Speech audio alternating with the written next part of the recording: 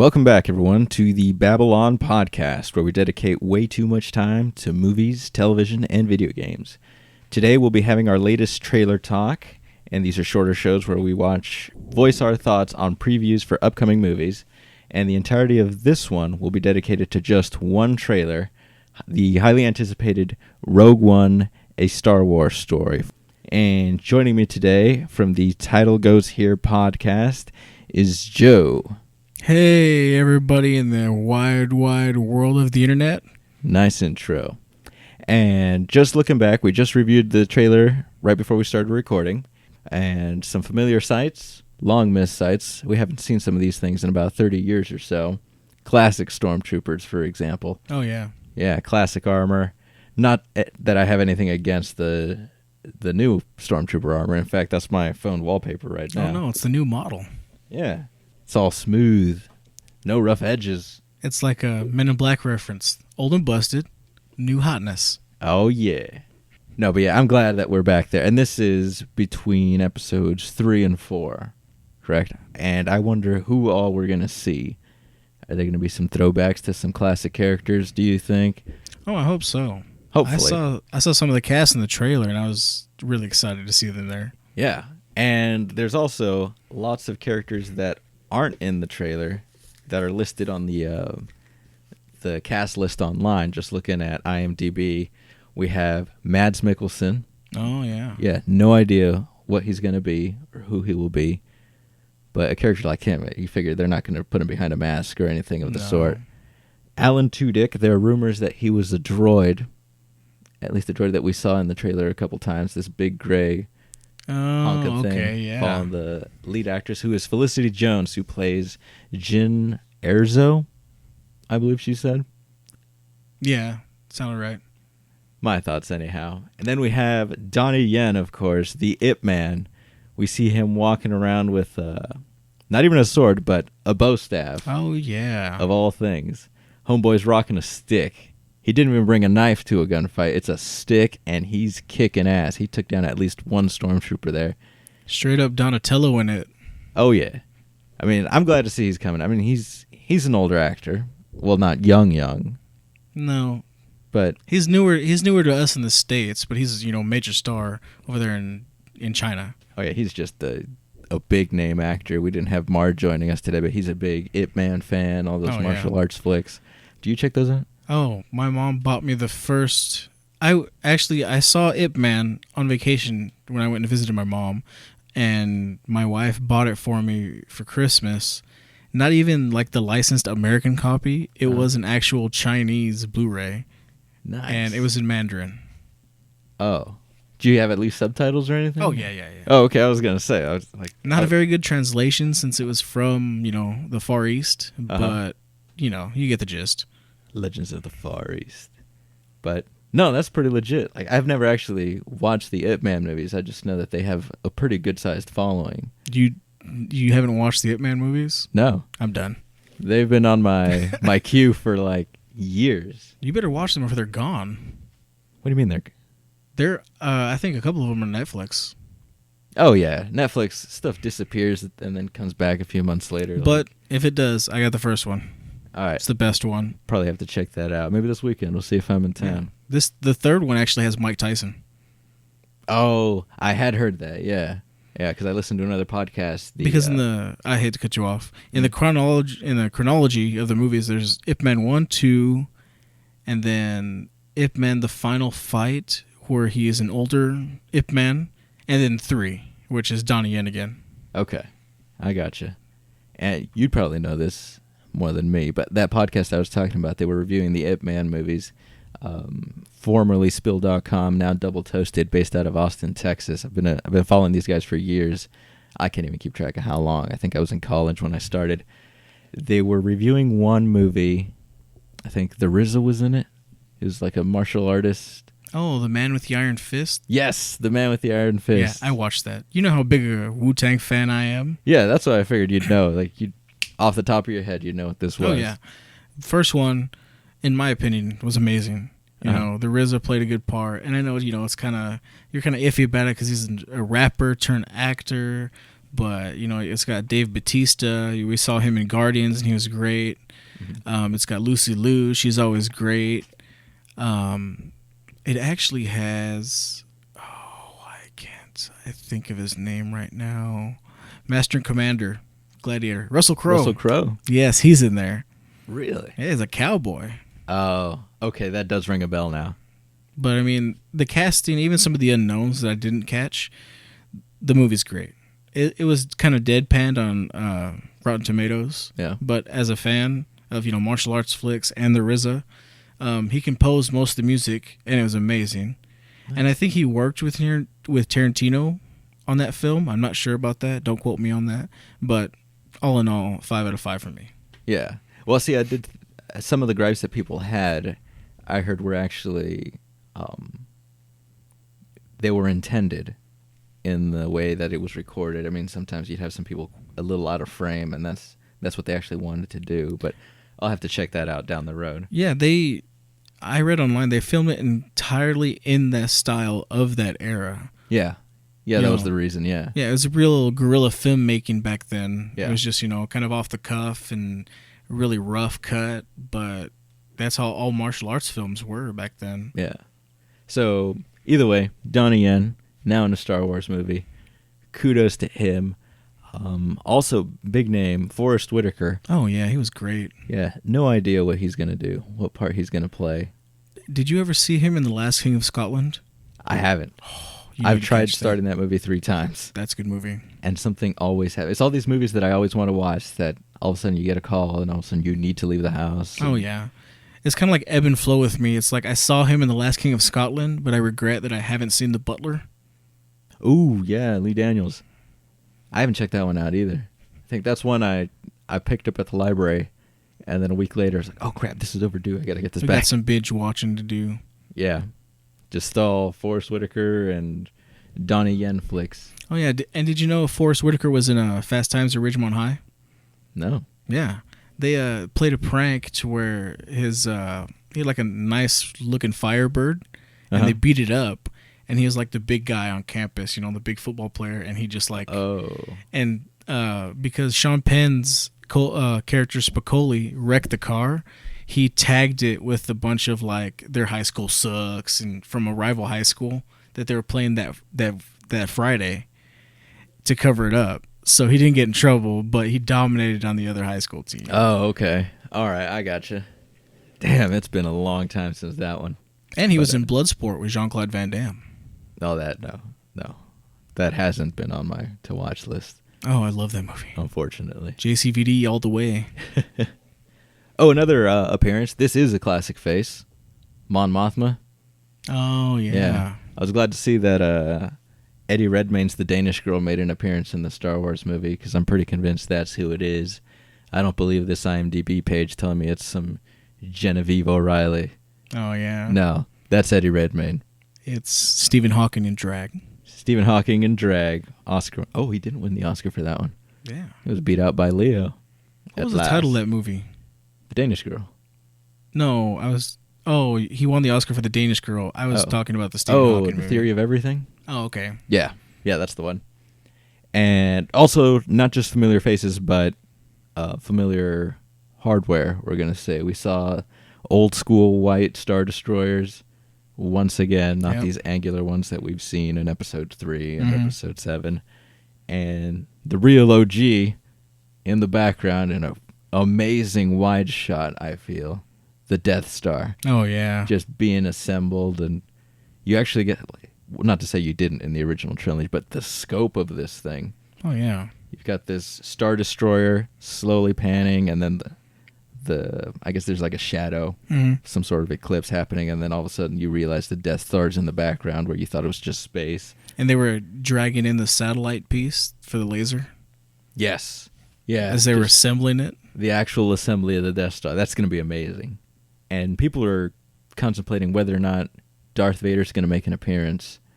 We saw some cloaked figure, which I'm positive is not Vader. He's got to pull a Luke Skywalker appearance from The Force Awakens just at the end and not say anything. Instead, just go. That's it. Some people are arguing that they have heard the breathing at the very end, last shot of the teaser. which I don't think this is a teaser. I think this is a pretty good trailer. Yeah, it's a pretty solid trailer. Yeah. Teasers are usually less than a minute. Yeah. And very vague as well. Oh, yeah. If done well. Whereas this one, it's pretty clear plot. I mean, everyone knows what the plan is. It's just, going out and getting the Death Star plans and then. And I might be episode mistaken, but that wide shot of the gray-haired figure, was that Grand Moff Tarkin? 4. No. Okay. No. People are thinking maybe he's like a replacement for Grand Moff, because Tarkin had a signature uniform. At least this guy was rocking a white uniform, which in the Star Wars universe, that's the Admiral. Sorry. Oh, okay. So this guy outranks Tarkin. So unless Tarkin was dropped, like in rank, it wouldn't be him. Oh, okay. But, makes sense. Yeah, I know who you're talking about. That guy, I just saw the gray hair and the thin figure in the face, and I was like, Grand Moff Tarkin. like, I wish, but no, he looks stoic, just standing there in some sort of control room, glaring down at someone with a blaster in hand. And a lot of people have been doing fan art online anyhow, where like, oh look, I fixed it, and they gave him red eyes, blue skin, turning him to an extended universe character from back in the day. Oh, okay. Grand Admiral Thrawn. He's got a huge following. He's one of the better storylines from the extended universe, from what little I've read. But he keeps coming back in the books, and I think he's canon in the new canon. Mm-hmm. According to some people, I think some watchers of Star Wars Rebels or Clone Wars, I mean, he gets a brief mention or not. And I think he's official, but he's not human. For sure. He's not human. No, it's a race called Chiss. But I'm really curious as to who that guy is, because we just saw one shot of him, or maybe two. He may be the guy that's with the cape walking on the water in those temples. I'm not entirely sure. That's a rear shot, but that guy looks pretty legit, very menacing, and he's just standing there.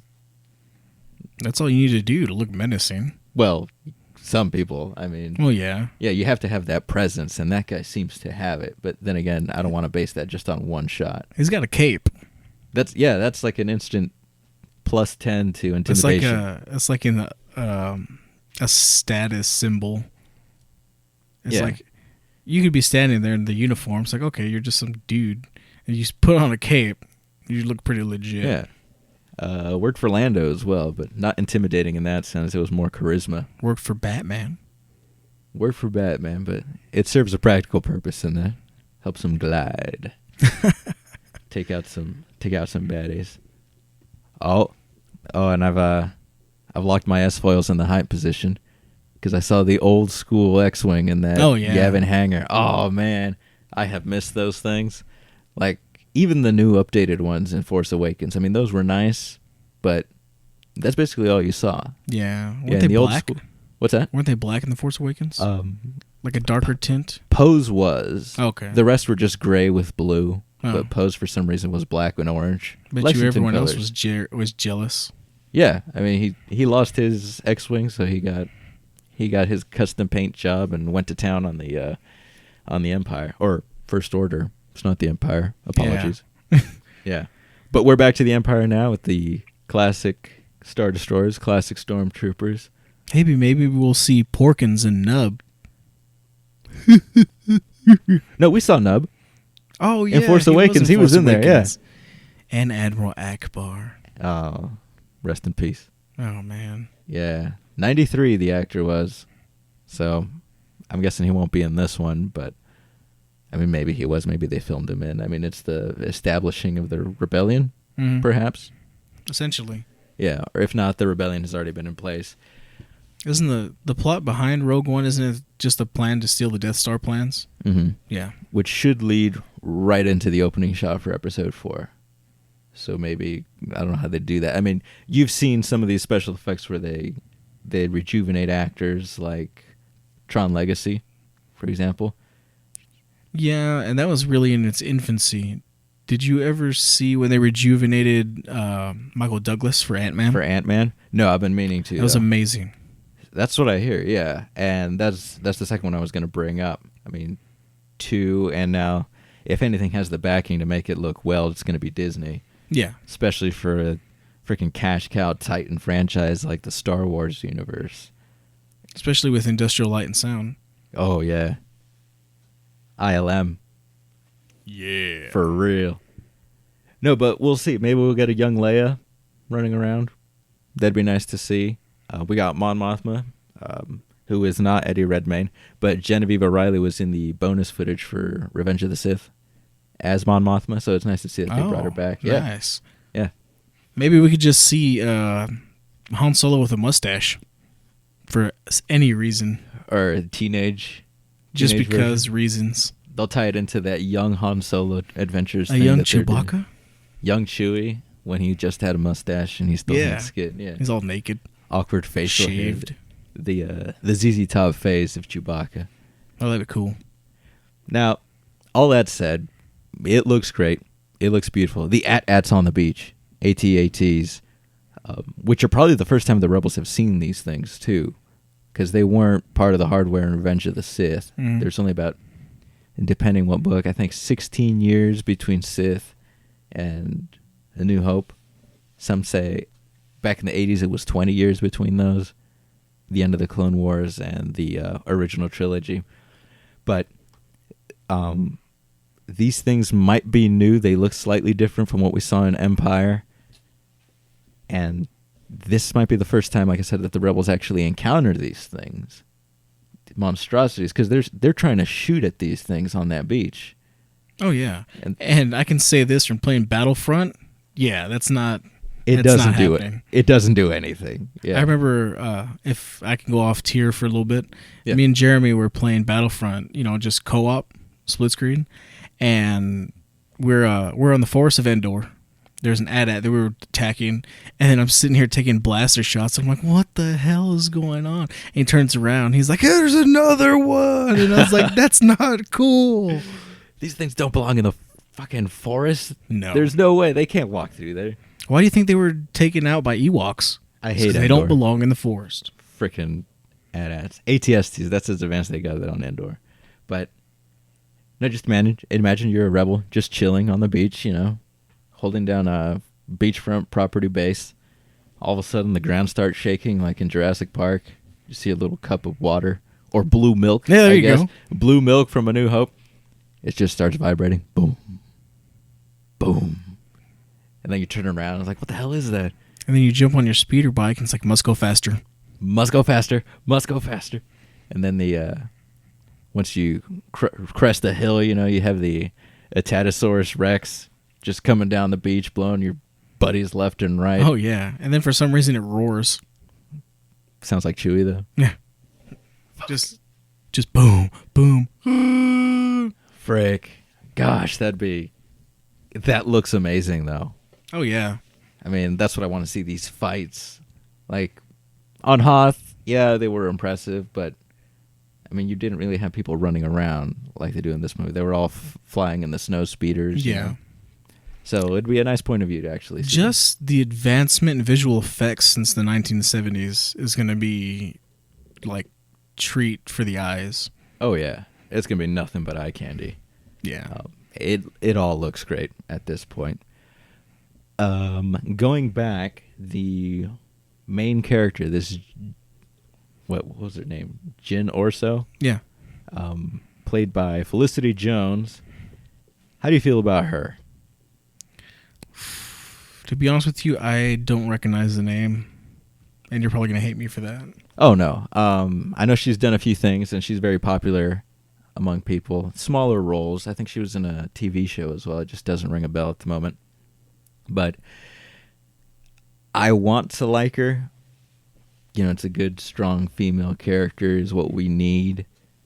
But at the same time, I think studios, or at least this studio, is doing the same mistake that several other movies have done, where in an attempt to make a strong female character, they just kind of make them kind of jerkish, assholishness, overly sassy. Oh, yeah. Because she had a few cringeworthy lines, just to think. Well, the lines she actually had were just two, possibly. And both of them, just like, oh, that doesn't sound natural. You're trying too hard here. It was the first one being, This is a rebellion, isn't it? I rebel. Meh. It's like, come on. Yeah, she sounds like such a brat. Yeah. And then same when they clarify the her orders. It's like, is that clear? She's like, yes, sir. I'm going to mock your authority. And just her face, just openly aggressive at this guy. And, he's being kind of a dick, talking down to her. But yeah, it was a very serious matter. And she's just kind of like, yeah. Whatevs. Yeah. Are they trying to be edgy with this? I don't know. Then again, it's just a teaser. Hopefully they develop the character a little better and she doesn't just come across as this insensitive, ass, basically. Yeah. Because that's one thing. Like, for example, Game of Thrones, female characters in there, they're dynamic for the most part. They're well developed. They have goals and different aspects to them. I mean, they're not just kind of one note females.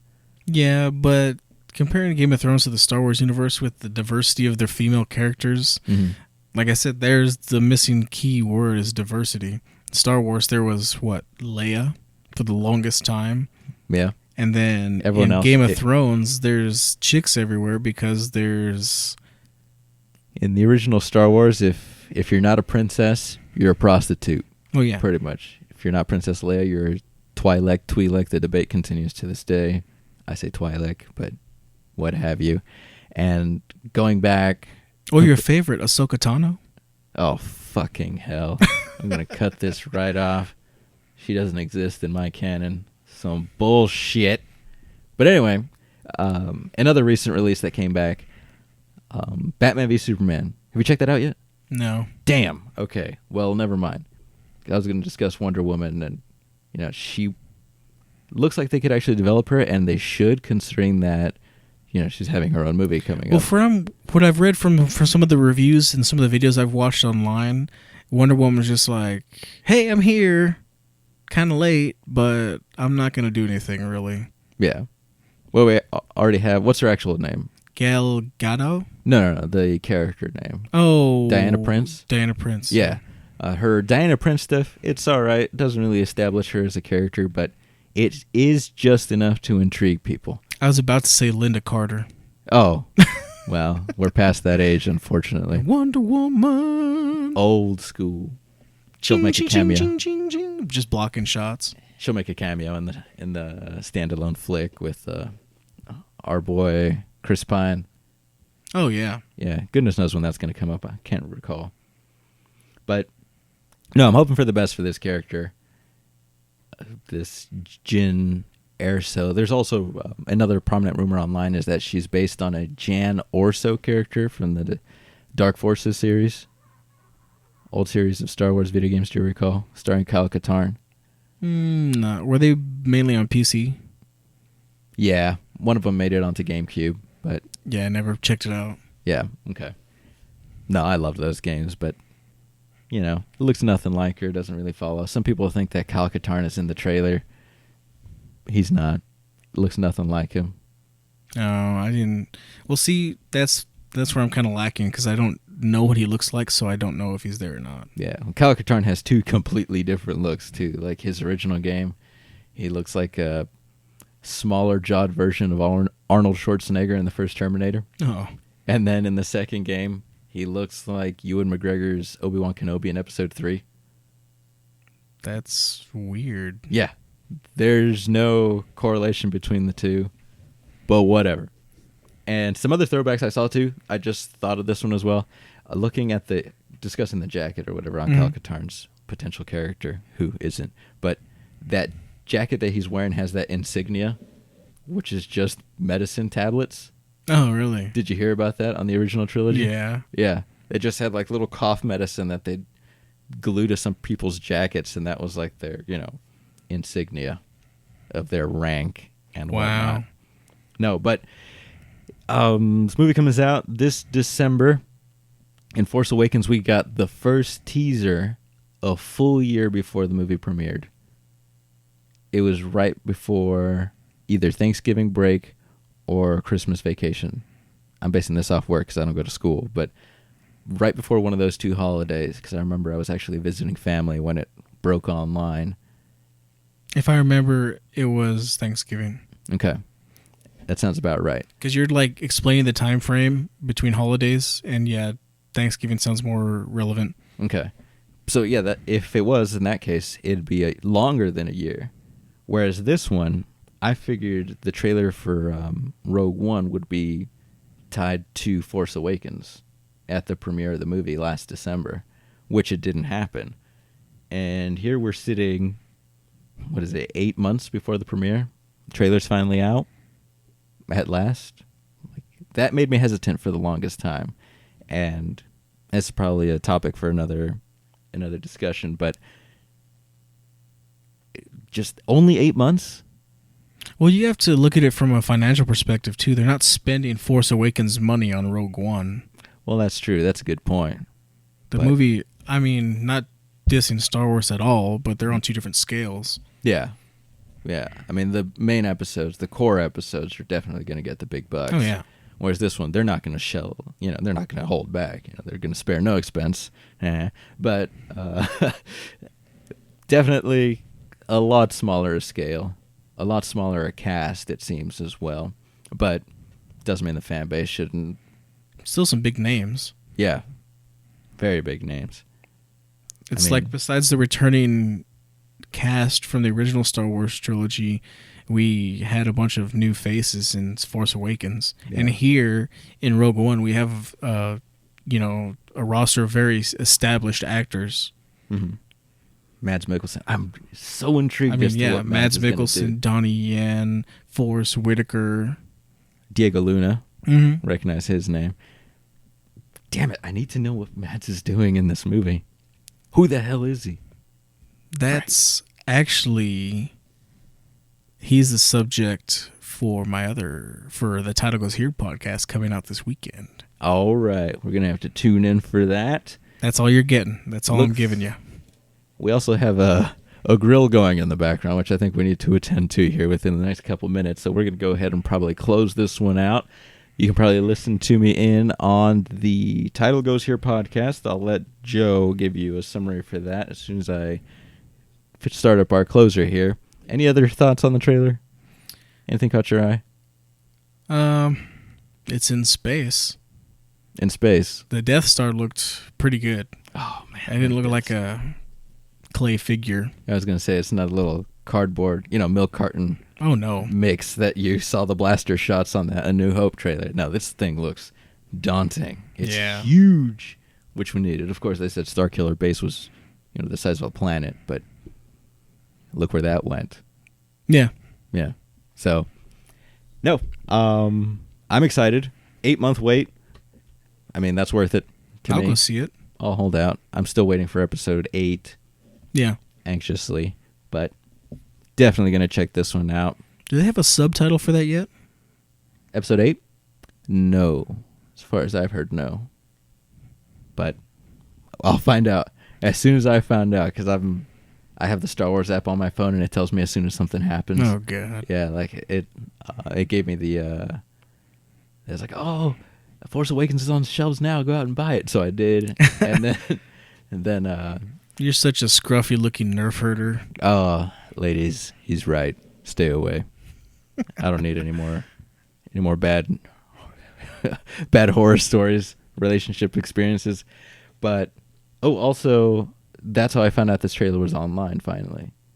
I mean, Beta, another guest on this podcast, he told me, it's like, oh, it's supposed to come out online, tomorrow for the Good Morning America show or whatever. Mm-hmm. And I completely blew it off because of work. And then, sure enough, my phone the next morning, it's like Force Awakens, or not Force Awakens, apologies, the Rogue One trailer is out now, a Star Wars story, go check it out. So I did. I'm like, damn it, I don't need to be at work on time today. Pull it up on YouTube, make a milkshake in the morning, done. And I don't regret it. Nice. Yeah. So I'll be checking it out. 8 months, counting down the days. Game of Thrones will help me, get by. It'll distract me for a while. Yeah. But once again, we have burgers frying upstairs. So thanks for joining us on Babylon, everybody. If you enjoyed the show, follow us on SoundCloud, where we'll continue to add content. Twice a week is our standard plan here. If you have any thoughts or feedback of any sort, shoot me an email at babble.on.fin@gmail.com. Check us out on Twitter at Babylon_. Otherwise, we're on Facebook as well, facebook.com/Babylon2016. Thanks again to Joe, our guest from the Title Goes Here podcast. Hey. He'll give you the full rundown as to how to track him down, how to follow that. Give us your Twitter info. You can follow us at capital title, capital goes _ capital here on Twitter. You can look us up on Facebook at facebook.com/titlegoeshere.2015. We're on SoundCloud as well as iTunes under Title Goes Here Podcast. Oh, this guy's legit. He's on iTunes. Yeah, it's sold out. One-upped me at last. R.I.P. Steve Jobs. Oh, damn. Appreciate you joining me. I appreciate you having me. No problem. We'll have to repeat this. Oh, yeah. We got to cross the streams more often. Yes. Otherwise, that's it for us here in the studio. Good night.